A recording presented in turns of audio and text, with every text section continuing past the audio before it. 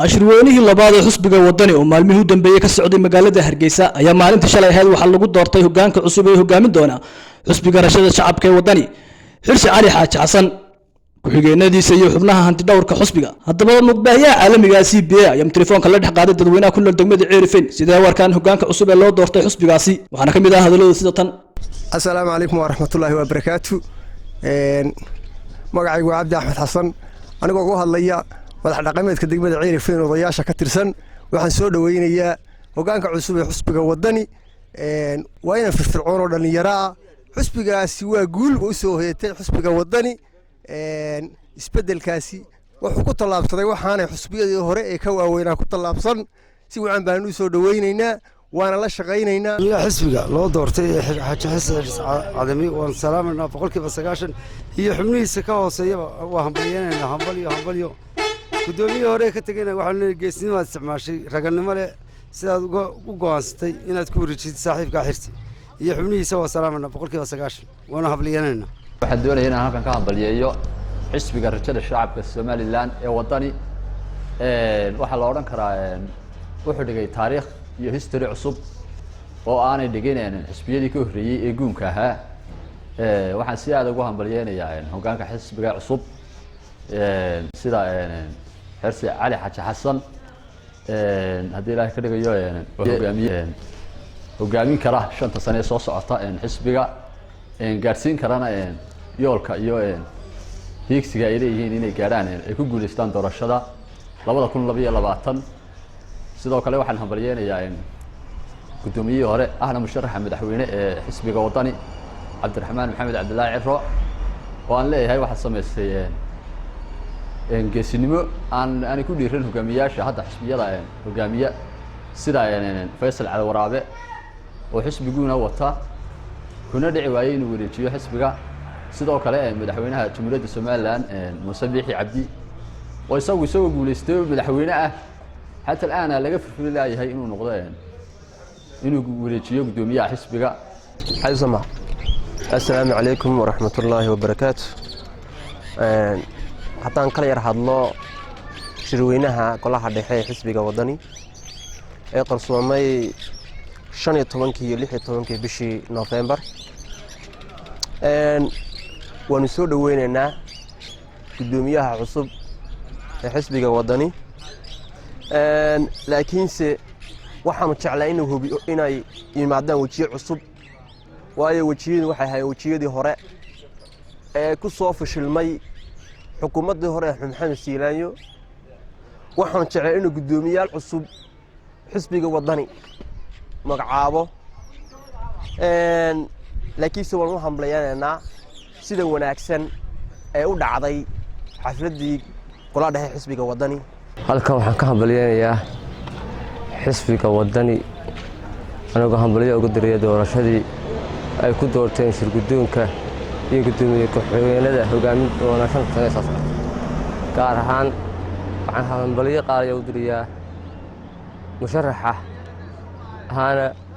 musharaxa madaxweyne ee xisbiga wadani mudane Cabdiraxmaan Maxamed Cabdilaahi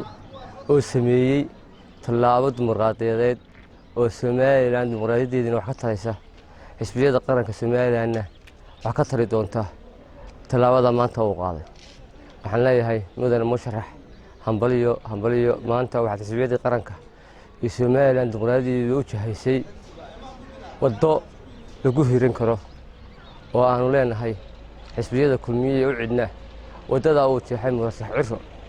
murashaxa xisbiga wadani waa in raacdaan oo ku dayataan waxaan kaloo rabaa halkan hambalyo ugu diro gudoomiyaha cusub ee xisbiga wadani la doortay shalay mudane Xirsi Cali Xaaji Xasan horta waxaan hambalyeynaa hab siyaasadeedka Soomaaliland ee dimuqraadiga waa fiican yahay waa hana qaaday meel fiican buu marayaa axsaabta iyo sida loogu tartamayo waa hab wanaagsan geeska Afrika oo dhan Soomaaliland iminka waa ka tilmaaman tahay oo waa wadan horumar ka muuqdo markaan u soo dago arrintan xisbiga wadani ee iminka dhacday anigu arrinta waxaan u arkaa arrin lagu degdegay oo aan waqtigeedii munaasabka ah dhicin wareejinta gudoomiyaha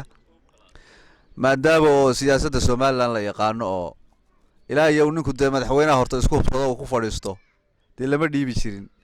markaynu dhinac ka eegno beesha caalamka iyo waxyaabahaas waxay odhanayaan dimuqraadiyad baa somalilan ka dhacday oo waa ka xaggaa waxbay ka tahay laakiin xaggii ciro arrinta anigu waxaan u arkaa arrin odaygu uu ku degdegay oo dee inuu nagala tashaday ahayd halkan waxaan rabaa maanta inaan uga hambaliyeeyo madaxda xisbiga wadani ee ugu horeeyo cabdiraxmaan ciro gudoomiye maamulka cusub ee hadda la doortay uu ku xigo xirsi xaaji xasan waxaan leeyahay dadaalka quruxda badan siyaasadda madaxa furan ee aad muujiseen hambalyaan idin leenahay maamulka cusub ee hadda la doortay dhammaantood waa u hambalyeynayaa dhammaantood shacabka taageerayaasha xisbiga wadanina waxaan leeyahay hambalyo hambalyo hambalyo guul ayaa soo hoyatay bismillaahi raxmaan raxiim marka hore aad baan u soo dhoweynayaa isbeddelka gudoomiye ciro uu ka sameeyey xisbigii wadani waxa uu sameeyey waxaan weligood cidi samayn madaxdii ka horeysay markaa gudoomiye ciro arrin aad u adag buu ku dhiiraday arrinka aad iyo aad baan u soo dhoweynaynaa haddaanu nahay bulshaweynta degmada ceelafeyn gudoomiye xirsina gudoomiyenimada xisbiga aad iyo aad baan ugu soo dhoweynaynaa waxaan leenahay gudoomiye ku soo dhowo xisbiga insha allah waxaan u diyaar garoonaynaa doorashada 2022 ee ka dhici doonta somalilan insha allah xisbiga wadanina waxaan u rajaynaynaa guul insha allah aad iyo aad baan u salaamayaa gudoomiyaha xisbiga ciro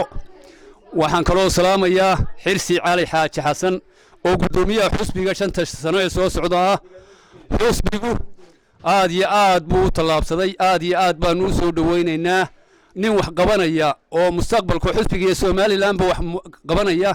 ayaa loo dhiibay aad iyo aad baan u salaamay magacaygu waa Cali Axmed Saalax anigoo kamid ah dhalinyarada ku dhaqan degmada Ceelafeyn waxaanu halkan hambalyo aan la soo koobi karin aan u marayna isbeddelka degdega ah ee ku dhacay xisbiga wadani gudoomiyaha loo doortay 5 sano soo socda inuu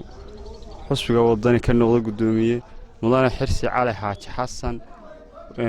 waxaanu leenahay hambalyo isbeddelka degdega ee aadka loogu farxay xisbiga wadani siyaasadda in midna la bedelo la isna doorto isbeddel la dhaco xisbiga wadani waxaanu aad ugu taageeranaa xirsigu maadaama nin dhalinyaro ah yahay haddaanu nahay dhalinyarada degmada Ceelafeyn aad hambalyaan la soo koobi karin baan isbeddelka dhalinyarada Soomaaliland u horseedka ah ee yimi aad baan ugu horseedanaa Abdul Jaam Maxamed CBA Ceelafeyn